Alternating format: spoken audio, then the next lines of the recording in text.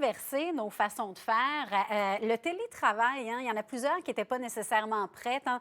Des entreprises qui ont dû vraiment, comme on dit, se revirer sur un dixaine pour faire en sorte que leurs employés restent à la maison, mais continuent malgré tout de travailler. Les gens restent en sécurité chez eux. Et là, c'est des situations auxquelles on n'est peut-être pas habitué.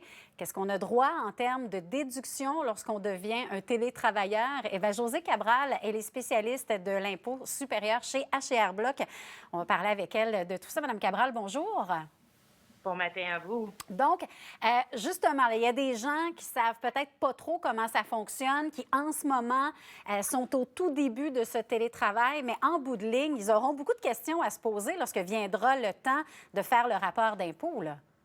Tout à fait, tout à fait. Donc, expliquez-nous ce que ça change pour eux, en gros.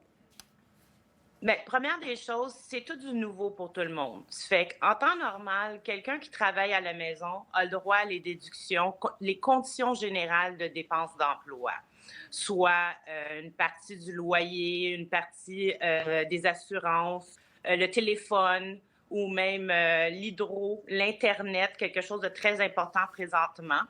C'est que la première chose à faire, c'est vraiment de communiquer avec son employeur pour savoir quelles dépenses il va avoir le droit de déduire sur son rapport d'impôt 2020.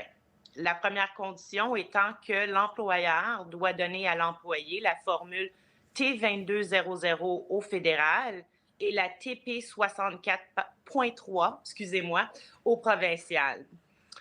Sur ces formules-là, l'employeur, il va indiquer la période où ce que l'employé a travaillé à la maison et par la suite, quelle déduction qu'il a le droit de réclamer.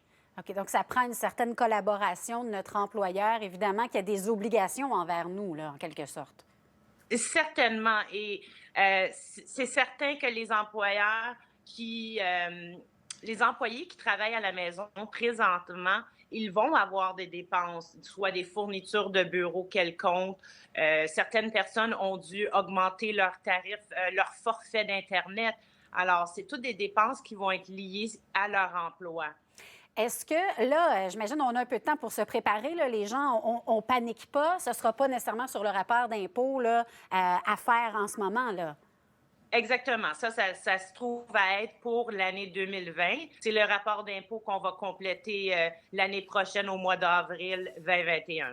OK. Et là, la différence, quand on est travailleur autonome ou salarié, c'est quoi? Bien, tout à fait. Un employé salarié a son salaire fixe, soit 40 heures semaine, ou ce qu'il sait qu'il va recevoir une paye. Un travailleur autonome travaille pour lui-même. Alors, c'est très important que pour les dépenses qui vont être liées au télétravail à la maison, de garder les pièces justificatives, que ce soit parce qu'ils ont acheté des fournitures de bureau ou parce qu'ils ont dû augmenter certains services pour faciliter les choses.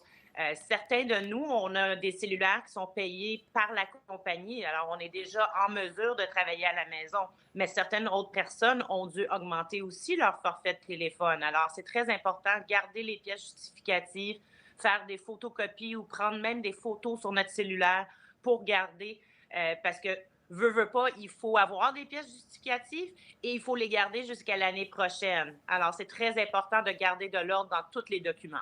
Et normalement, quand on parle de télétravail, c'est à la personne, au travailleur de s'équiper ou c'est à l'employeur de s'assurer que son employé est équipé pour travailler de chez lui?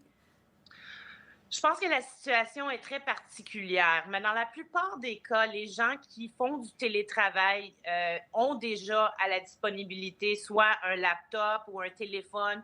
Ils sont en mesure de travailler à la maison, mais c'est sûr qu'il va y avoir des dépenses additionnelles liées à tout cela, que ce soit le compte d'hydro qui va être plus élevé puisqu'on est maintenant à la maison à temps plein.